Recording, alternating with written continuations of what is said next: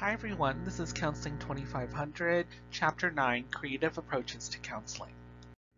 So for this chapter, um, it primarily focuses on expressive arts therapy.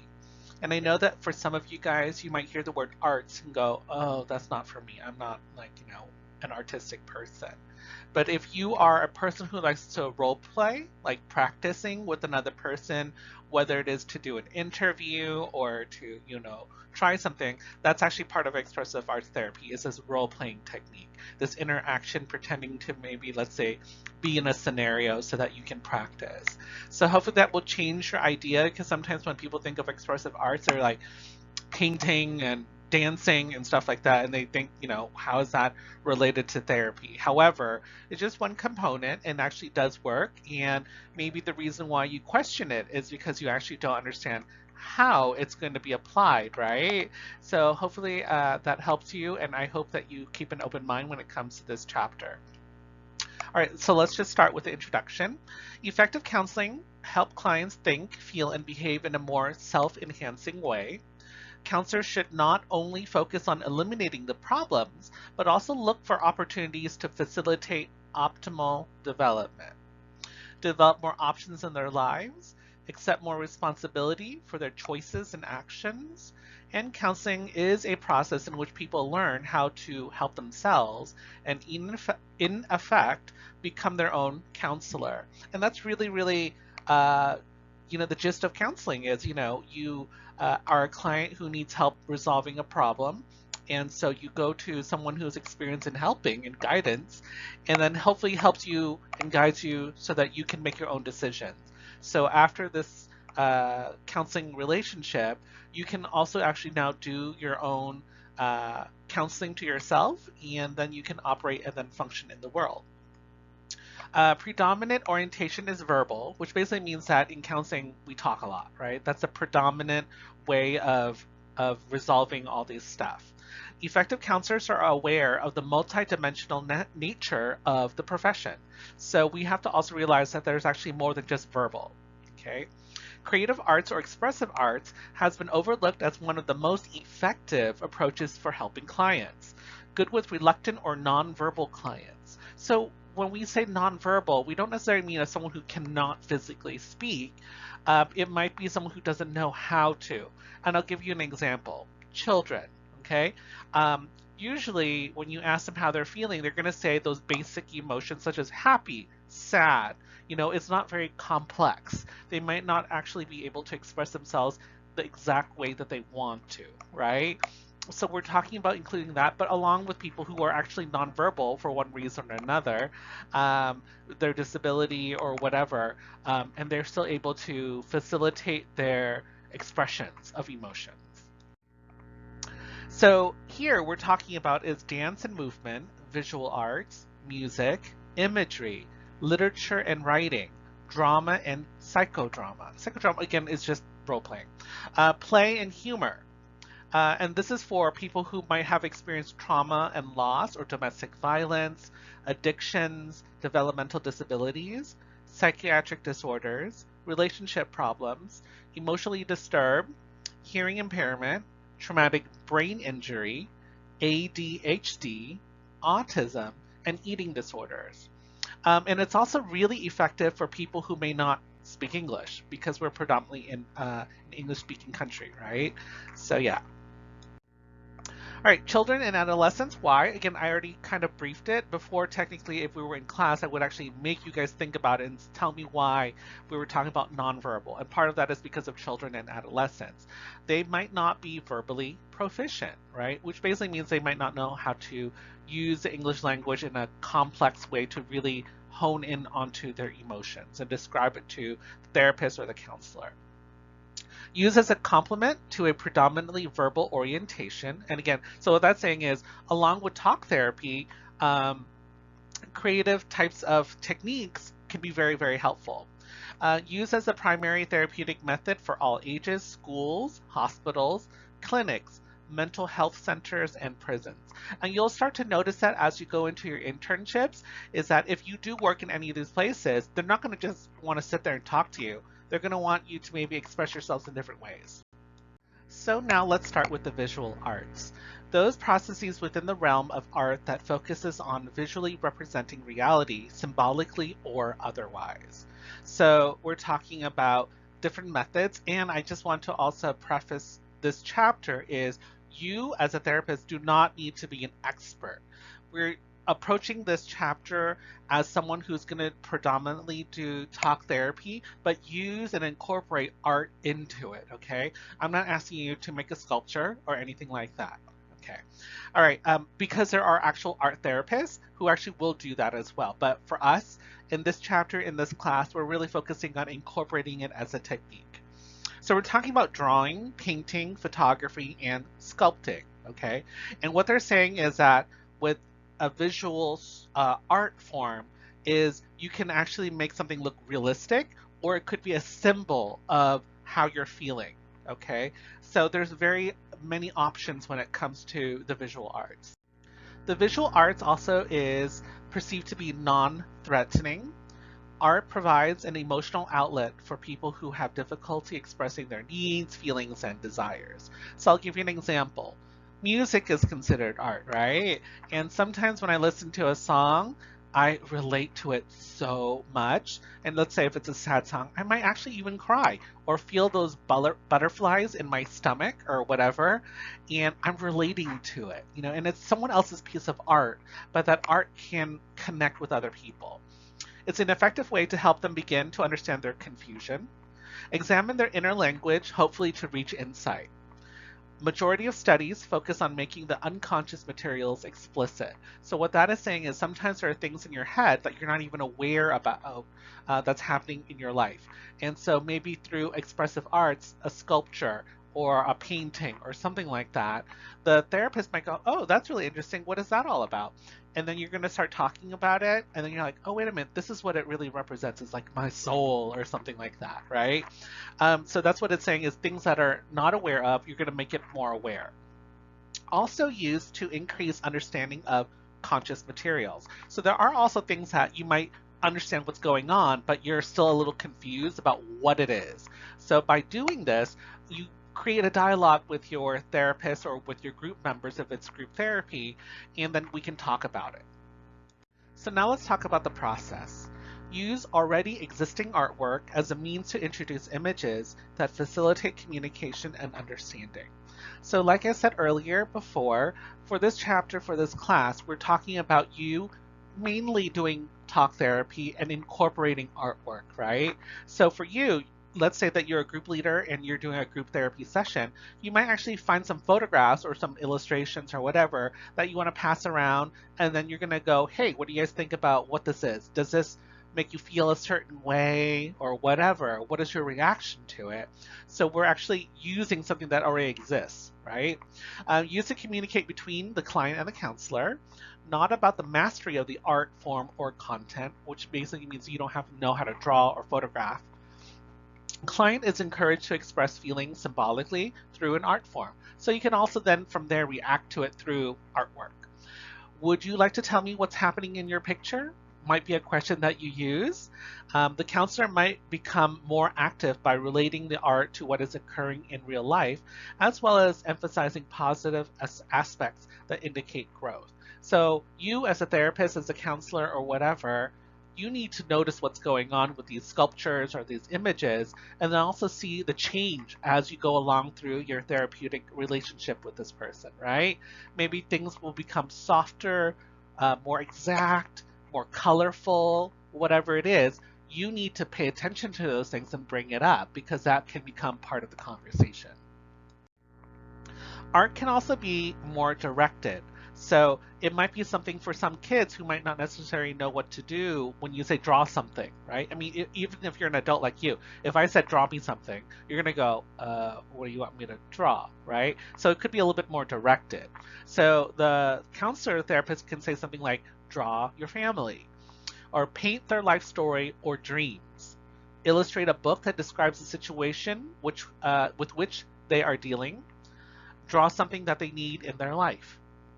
So you can also do this, maybe let's say design it on a t-shirt and you can wear it. Create a banner or a bumper sticker with a motto, So again, there's multiple ways of expressing your ideas and your thoughts, and you can also be a little bit more directed when you do that with your client. Let's talk about photography. Improve understanding and perception. So there's two types. There's the active, which is the client takes pictures to represent how they feel or what is significant to them. So this means you're gonna have them use their, let's say, cell phone camera and take pictures of something that make them or describes how they're feeling. Or it could be passive, which is gathering together photos that already have been previously created or taken that represent them in a way. And you can see this sometimes with like magazine activities or assignments or techniques where they'll ask people to flip through magazines and pull out pictures that they can connect to. It's almost like a mood board. For the elderly, it helps them review the process. And for families, it increases awareness of their successes and challenges as a family unit. So you can see that through the photographs potentially. Take photos of your life if you were to continue on the same unhealthy path, might be an assignment. And then take photos of your life if you were to start changing and develop goals. And we'll start to see like the different paths that a person can take by them doing a visual interpretation or explanation. So now let's talk about implementation considerations. Experience and skill are necessary if working at a sophisticated level. So what that is talking about is you as the counselor, right? I hope that if you're going to do some of these things is that you do some research on it, right? Don't just go into it and not understand what's going on, because sometimes these visuals are actually representations of the real world in one way or another, pop culture or whatever, then you need to also be aware of it as well. I'm not asking you to become an art historian, but I do expect you to then go to museums or art galleries and also expose yourself to art so that you have a language that you can also talk to with the client as well. No training needed with simple expressive work. Don't interpret a picture too literally. And that might be a problem, as you might say, well, there's a picture of a man right there. What does that man mean? Who is that man? Maybe it's not really a person. It's maybe that person's soul or whatever it is. And I hope that you're able to then talk further, dig deeper, have a meaningful conversation with your client when something like that happens. All right, factors that may help a counselor understand client's artwork is you have to think about it being in a Western world. So dark colors or heavy shading generally means sadness, depression, anger. White means rigidity. Rigidity means kind of like stiffness, like too clean, like you can't move, don't get anything dirty. That is what rigidity is about. Small figures, particularly of the self, may indicate insecurity, anxiety, low self-esteem. So let's say that a child draws a picture of their family and they're the smallest one in there. They're maybe half the size of everyone else. That would be considered a smaller proportion, and you might want to bring that up. Sadness, violence, aggression, or other emotional disturbances are often represented with dark images, storms, accidents, fighting, and murder. Again, don't take the murder like literally, okay? It might be feeling like, they're being destroyed or something like that. And that's something that you would want to talk to them about if you did see that, okay? And you can question it, but remember, don't always take everything in art literally, because it isn't. It's symbolic sometimes.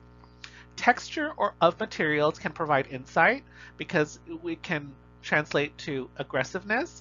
Angry clients might select bold or tough materials, whereas a non-assertive client might choose watercolors or something softer. So again, there's different means of expression, right? Watercolors or heavy oils and stuff like that. Clients with emotional disturbances tend to depict figures more grotesquely. Grotesquely just means kind of like scary, okay? As stiff and rigid or unintegrated. Unintegrated basically means not connected to the rest of the things. With some body parts being exaggerated, and exaggerated means like really large or something like that. Excessive shading may indicate high anxiety. So if it's like a lot of shading, a lot of color to certain portions of it, then it might be something about anxiety or something like that. So let me just read that one again because I did kind of define a bunch of words in the middle of it. Clients with emotional disturbances tend to depict figures more grotesquely, as rigid and stiff, or unintegrated, with some body parts being exaggerated. Excessive shading may indicate high anxiety.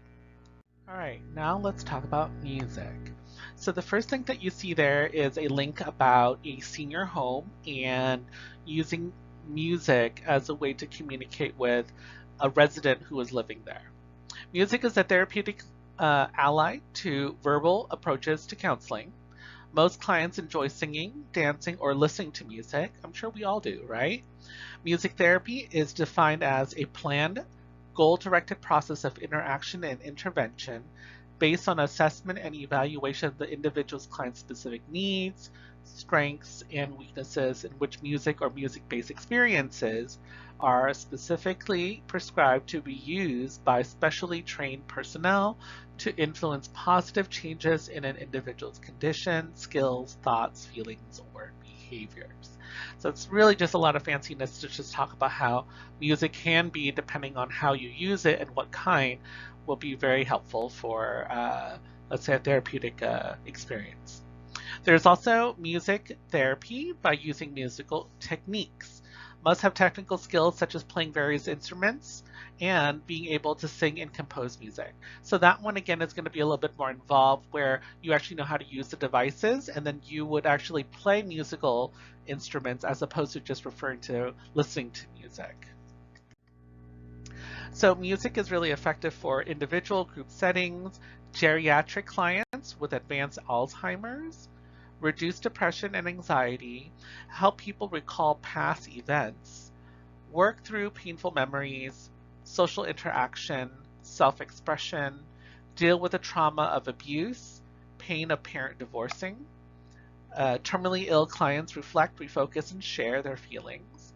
Survivors of sexual abuse, and socially maladjusted children and adolescents. And you might say, how, right? Well, depending on how you approach it, you can either have your clients bring in music that they love or they listen to, and then you guys can examine the lyrics, let's say, if there's lyrics in it. If not, talk about the tones, the speed of the music, and all that wonderful stuff. Now let's talk about how we would apply music into the counseling setting. You can have the radio softly tuned into a popular rock station when the client walks into the office, or whatever you Gen Zs and millennials use now, like Spotify or Pandora or whatever. Left to the client to initiate conversation about the music. Counselor might comment on the song. So, as you're playing it, your client might come in and go, oh, I like this or whatever. And then that might be a great way to introduce music into the therapeutic relationship.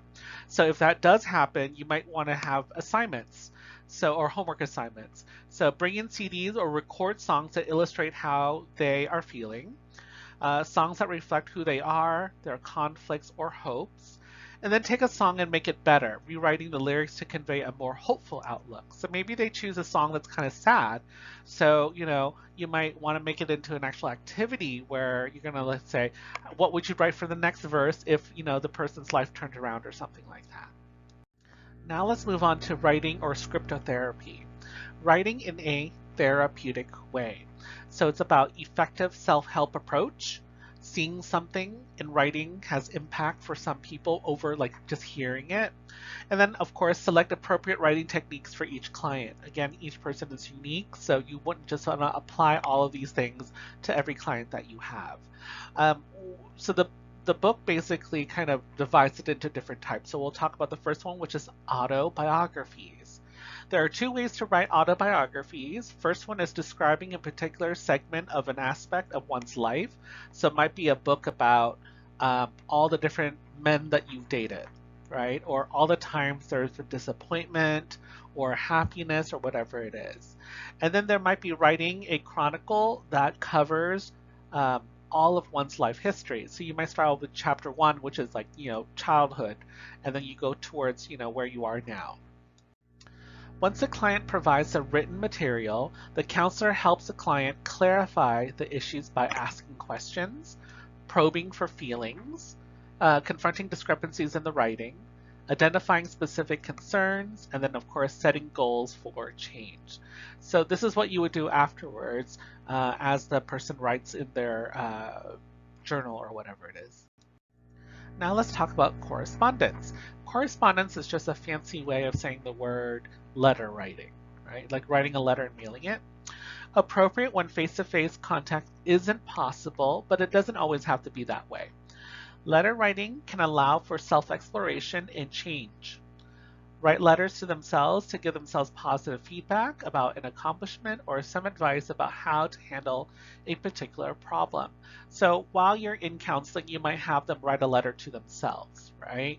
And then talk about the issues that they're trying to deal with. Occur between the client and the counselor to elaborate on important points that occurred during a session. So another technique would be you, as the counselor or the therapist, writing a letter to your client so that they can take it home and they can read it over and over again if they want to, or whatever it is. Again, sometimes writing actually, or reading words is actually more impactful than just saying it, okay? Write a letter unsent to a person with who they are in conflict to help them express thoughts and clarify issues. So let's say that your client is really upset with their father, right? So you would ask the client to write a letter to their father explaining everything or allowing them to say whatever they want that they want to tell their father, but they're not able to. Okay. And you definitely do not have to send this, right? It's about getting all that stuff out. You know how we talk about venting? And we talk it out, right? But this is writing it out instead. And it's actually very, very effective.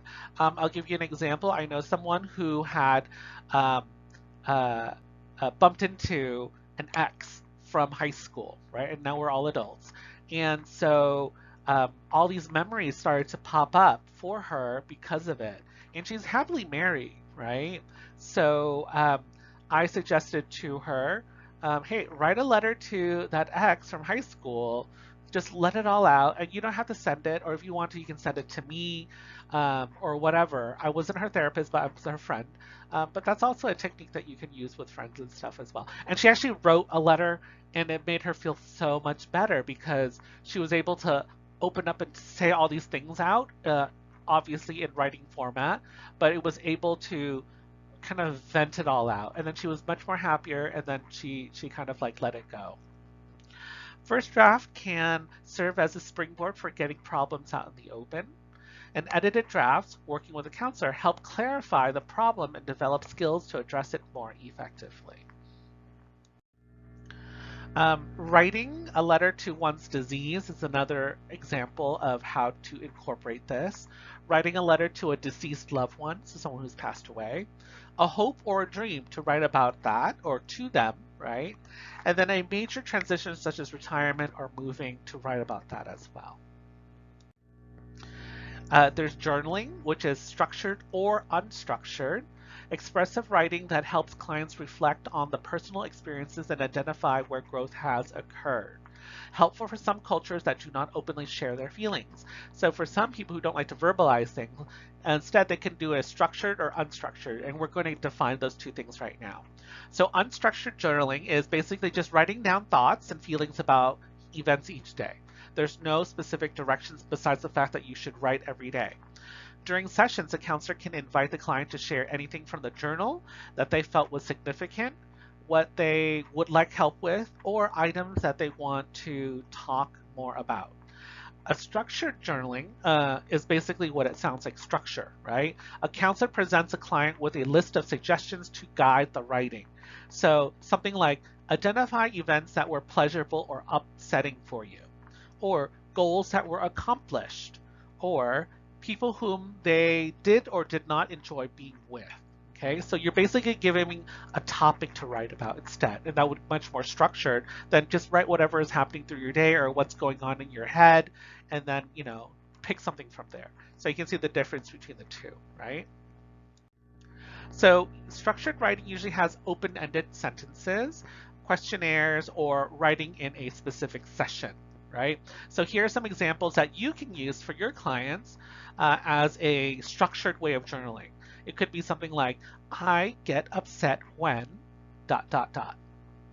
I am happiest when ...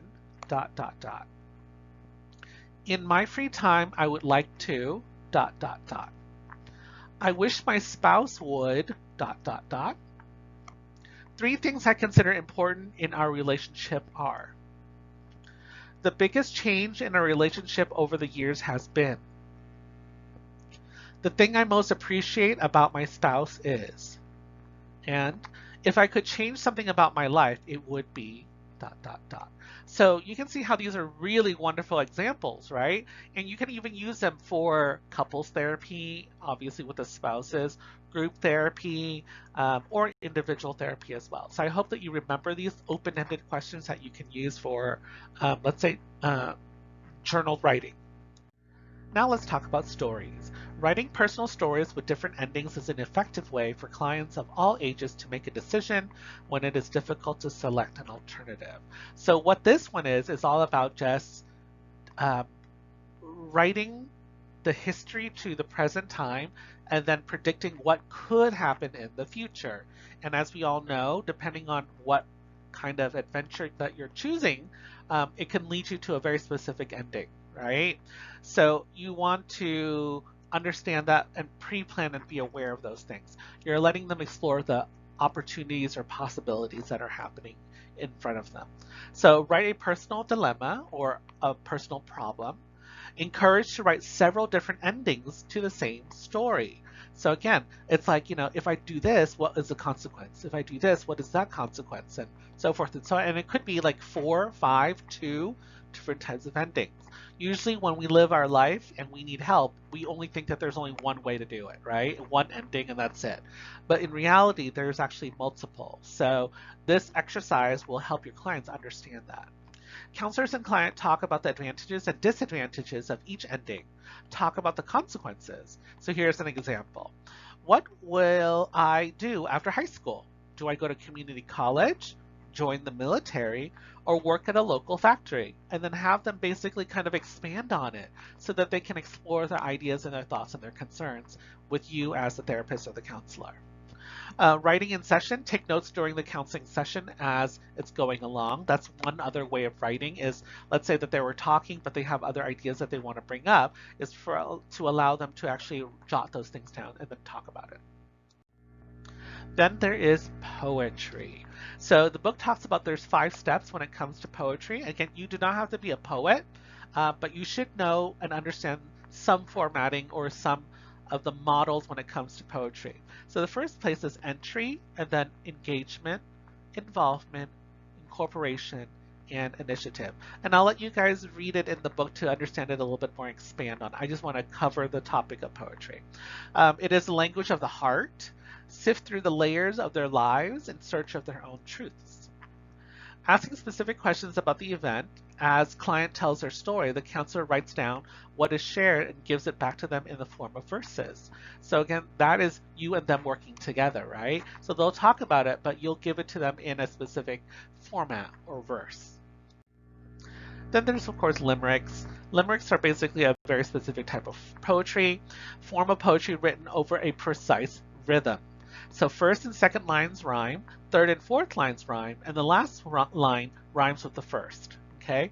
And just think about music and the songs that you love. They usually rhyme, they usually have a specific beat to them or rhythm to them. So basically rap and songwriting is just basically poetry. Then there is bibliotherapy. Bibliotherapy is just a fancy way of saying using books to help you with therapy. Okay? Use of literature as a therapeutic process.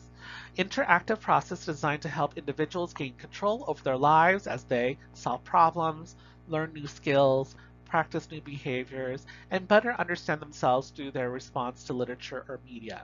So what that is all about is, let's say that there is a person who has experienced domestic violence, right? So we might give them a book that is written by someone who survived domestic violence, or maybe it's a fictional book about domestic violence. And then you allow them to read it, and then they're going to be able to relate to it in one way or another, and then you guys can have conversations about it.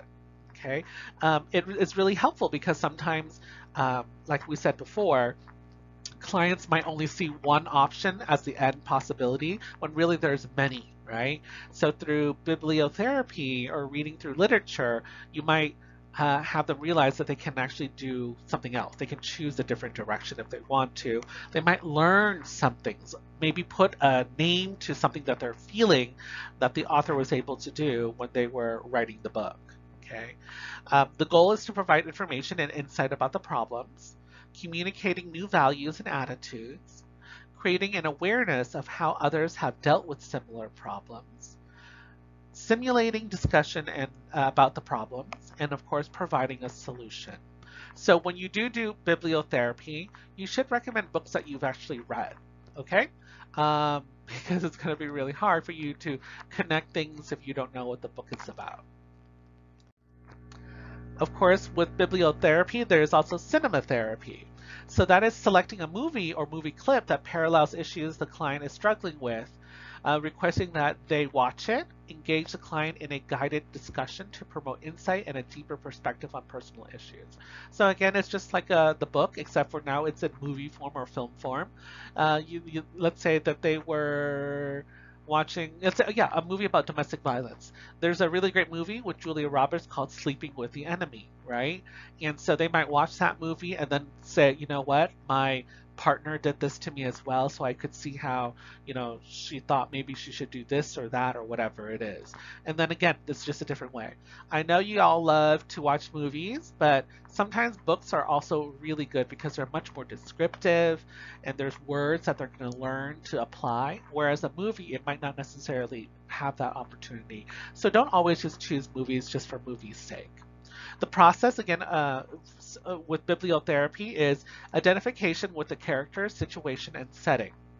Catharsis is the second part. Catharsis is just a fancy word of becoming emotionally connected with the characters and kind of connecting and having that aha moment. You'll hear the word cathartic a lot, which is, that was a very cathartic experience, which is basically kind of like an eye-opening experience where they can connect and realize that there's actually something that's going on that they understand. Insight is the third one, which evolves from the emotional identification and catharsis and enables the client to apply concepts from the literature to their own life. So now you're like, oh, I get what's going on now. And then that's when they start to then put insight into it, because now they actually see the perspective. They just learned about it. Now they're going to see through it that way. And then universality, which is that clients are more empathetic and sensitive, moving beyond their immediate situation. So basically they'll understand, you know what, they're not alone. That there's actually a lot of people who experience the same things, right? Even if they feel alone, that they're actually not alone. And then to understand how other people have been able to deal with it, and maybe they can also deal with it in the similar way. Now let's move into play therapy. Play therapy is an approach to counseling young children in which the counselor uses toys and play as the primary vehicle of communication. Usually applied to children 3 to 12 years old, expresses their experiences and feelings through a natural self-healing process. Although this one is specifically focusing on children, obviously play therapy can happen with adults as well, and also with people with disabilities. And I'll give you an example. I used to work at a inpatient or in-resident facility, so everyone lived there. And when I first got there, no one knew who I was, and so they were very careful around me. So what I did was I started to play UNO, which is a card game, with some of the people who are willing to play card games with. And of course, obviously, I'm going to let them win so that they feel confident, right? Not saying that they were less than me or anything like that at all, but it's really, there's a purpose. I'm not there just to beat people in card games, okay? And then from there, they would start to have conversations with me, because they start to feel comfortable. So we're using game or play therapy as a method for a person to break down their exterior, their walls, so that you can then connect with them. Children are able to act out confusing or conflicting situations with toys and play, make choices, learn and practice problem solving and relationship building skills, master their fears, explore alternative perceptions of problems in difficult relationships, and learn to communicate more effectively. Play therapy approaches, so there's 4 that the book talks about, which is child-centered, Adlerian, cognitive behavioral, and theraplay. And we're going to explore each of these in the next couple of slides very briefly so that at least you're aware of what's going on. So when it comes to child center, it's just like it says, the child is the center of this focus, right? Based on the philosophy that children have an innate capacity for growth and maturity, and that they are capable of being constructively self-directing. So that right there, if you hear and look at the words, is very, very Carl Rogers or um, person-centered, right? Where it is a non-directive way. We believe that the children can heal themselves. They just need to have the opportunity to be able to do it. Okay, so it's non-directive. You're going to let them play and then let them explore and then let them try to figure it out. But you'll be there to help them and guide them along the way. Counselors build a warm, genuine relationship with the child to facilitate a strong bond. So there's a connection between you two. Although the therapist maintains an active role, does not manage or direct the experience. Believes that by communicating acceptance and belief in the child will tap into his or her or their innate capacity to solve problems. So like I said before, you're just there to facilitate and let them play, let them feel confident, and then let them solve the problems themselves. So it's really up to them because you strongly believe that they can actually solve their own problems. Now let's move on to Adlerian play therapy. Use of individual psychology along with play therapy concepts. Develop an egalitarian relationship with the client, which basically means you and them are equal. Use play to gain an understanding of the child's lifestyle and how the child conceptualizes their world. So by playing with them and talking with them, you get to see how they see the world. The therapist helps the child gain insight into this or their lifestyle by using stories, artwork, metaphors, and meta communication. So that's just a fancy word of saying using all those different things, you're going to be able to understand this person and see it from their perspective. The therapist provides reorientation and re-education for the client so that they are basically learning new skills. So you're going to teach them how to move into a different direction if their direction is not a healthy way, or re-educate them because maybe they learned something in a bad way or in an incorrect way. So you're going to teach them how to actually learn and then actually behave in a different way that's healthier for them. Cognitive behavioral play therapy involves the child in play therapy and examines the thoughts, feelings, and environment of the child. So this one is talking about, where they are and how it makes them feel, also what they're thinking and stuff like that. Helps the child develop more adaptive thoughts and behaviors along with more effective problem-solving strategies. So right there, we're going to examine how they think and behave and then help them maybe shift certain things so that they don't have these automatic things that they've learned from the past. Instead, they're going to learn new things, new behaviors to make them feel better and also treat themselves in a better and healthier way as they grow. Problem focused and structured and directive is this style. So you can see that this is kind of different than the first one, which was child-centered, which is non-directive. This one is very directive because this is just their theoretical framework. Then there is theraplay. It is directive, intensive, and brief. So it's fast, okay? Treatment method that is modeled on the healthy interactions between parents and their children. So what is going to happen is you're going to watch them behave and react with each other in a healthy way. And hopefully by them doing that, they're going to then adopt it because they see how the positive results are coming out. Parents are observers and then co-therapists.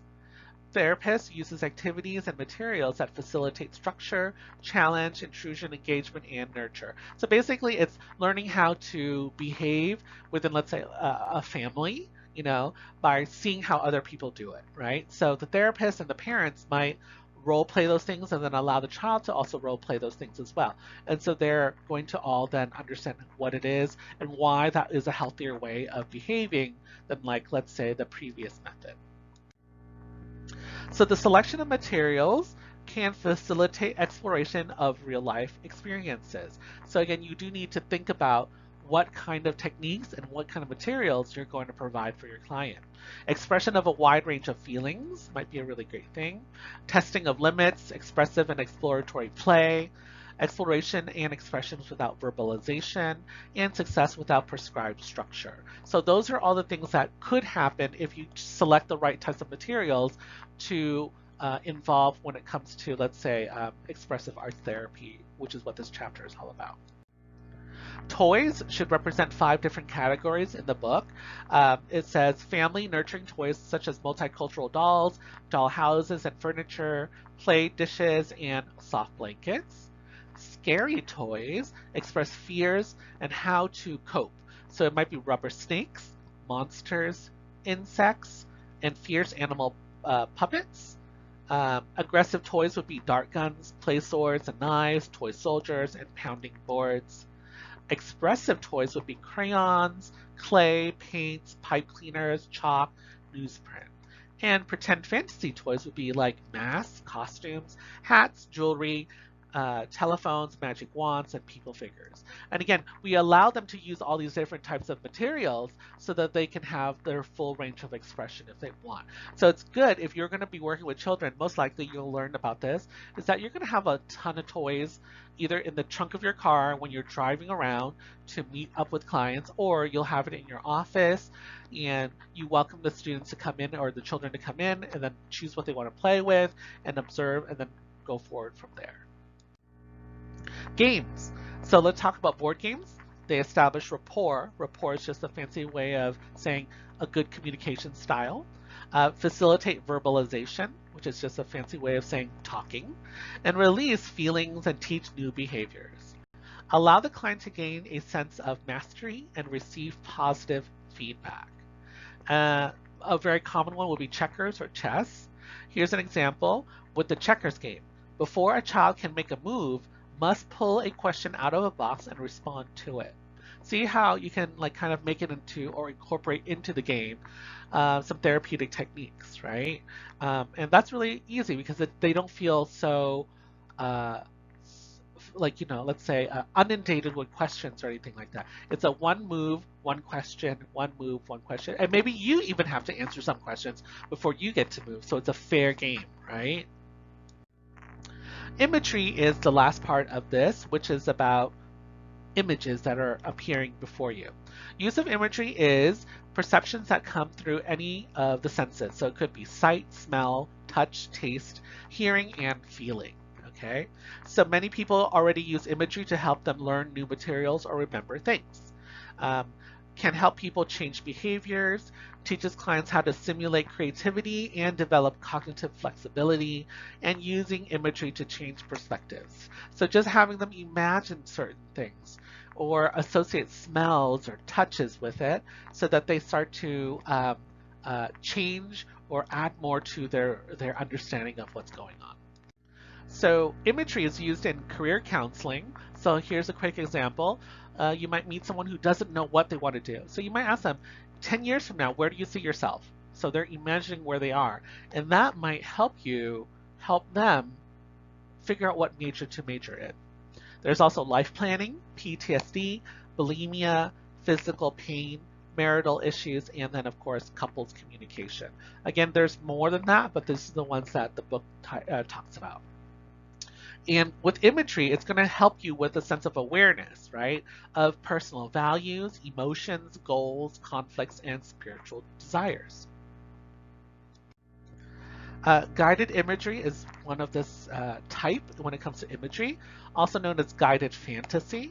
Structured, directed activities to increase artistic expression, personal awareness, and concentration.